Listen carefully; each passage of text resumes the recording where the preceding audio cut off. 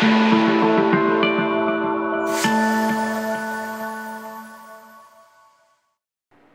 guys, Marcus Catkin from Blindside Football, back to give you some more of my Week 3 GPP plays.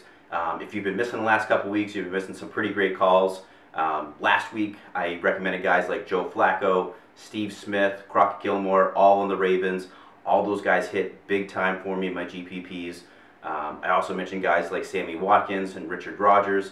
Both caught touchdowns at cheap prices that a lot of people weren't on. So, you know, these guys are hitting, guys, so pay attention. I'm going to go over my Week 3 GPP plays, starting off with Adrian Peterson, who I think is a great pivot play from Marshawn Lynch. A lot of people are going to be on Marshawn Lynch because of the spread, because they're going to be up in this game and things like that. But I think Peterson makes for a great pivot from Marshawn Lynch. It's going to make him low-owned, which is great. Obviously, Peterson is one of the top backs in the league. And it looks like they have gotten back to getting him the ball, especially in the red zone. Last week he had 13 red zone touches, guys. 13, that's absolutely insane. Didn't have a touchdown last week, and God, if he's going to get 13 red zone touches every week, guys, he's going to have at least one, maybe multiple touchdowns. And in a week when he's going to be very low owned because of Marshawn Lynch, he makes for a great GPP play. Going up against San Diego, who is the 4th worst run defense, according to Pro Football Focus. So this is an excellent opportunity, guys, to buy in on Peterson in a GPP and really hit big on him. Another kind of stud guy that I like, that I think a lot of people are going to be off, Demaryius Thomas. Guys, this guy is still a stud. I know Peyton Manning has looked bad, but he's still the #1 receiver, and a very talented receiver at that. Last season had 40 red zone targets. This season has yet to see one. But guys, it's going to turn around eventually sometime. He's going to start getting those red zone targets. Second half of last week, we saw Peyton Manning kind of go back to that no-huddle shotgun offense. So hopefully we see more of that here. His price has been severely depressed across all sites. Way, way down there. Way too cheap for a guy like Demaryius. So another great chance to get a great, talented receiver at a very low cost, at probably a very low ownership this week. So Demaryius Thomas, another guy I really like.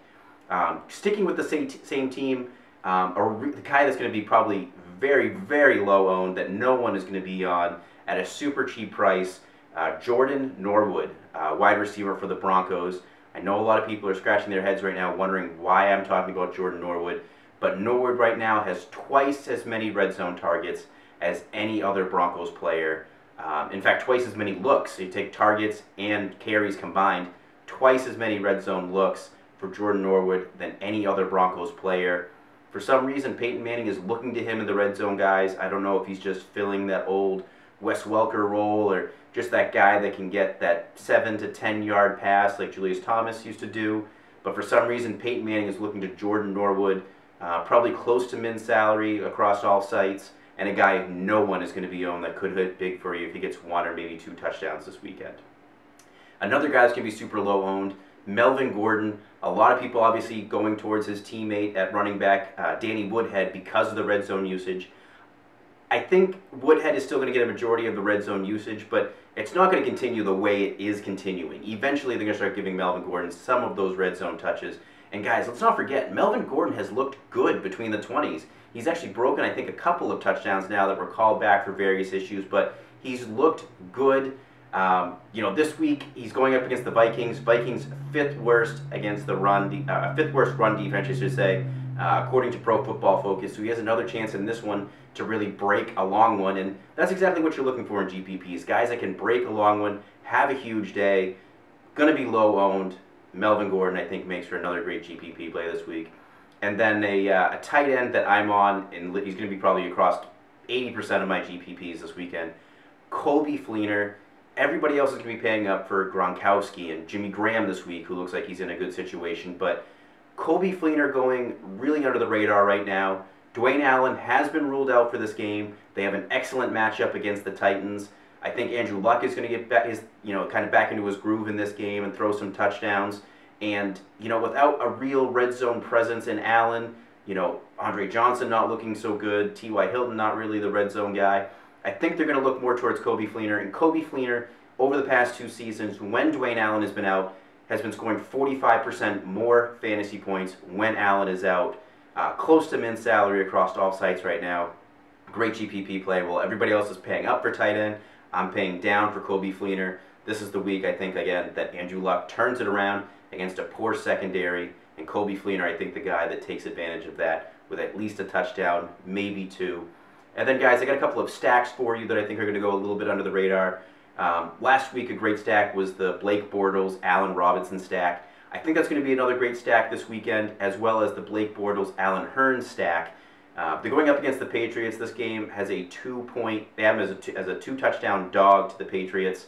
So this game's going to get out of hand quickly. I think that's going to cause Blake Bortles to really go to the passing game a lot and just throw. And that's what you can do against the Patriots, allowing the 5th most points to opposing quarterbacks this season.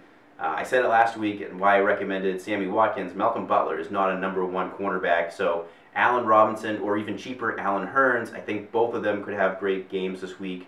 Rashard Green on the IR list now, so that's going to kind of open things up for Hurns, I think, a little bit more. So great stack there, I think, again, for this week. And then kind of a unique stack for me, but LeGarrette Blount and Dion Lewis, 2 running backs from the same team on a pass-happy offense. I know that sounds crazy, but both of them are cheap. Dion Lewis has been getting it done, rushing and receiving, so especially great on sites like DraftKings where you get that full point per reception. Dion Lewis, an absolute bargain at, for example, on DraftKings at $4,200.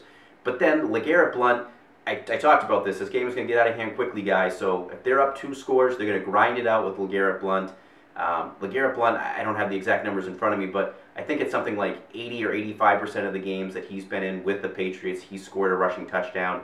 I think he sees pay dirt in this one. This has a LeGarrette Blount game written all over it. So here's a chance to own both running backs at cheap prices, and we could see a touchdown from each of them and both reach value very, very easily.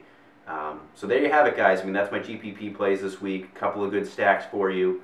Make sure to check back next week for more of my GPP plays, and head on over to the site, blindsidefootball.com, to check out my cash game lineups.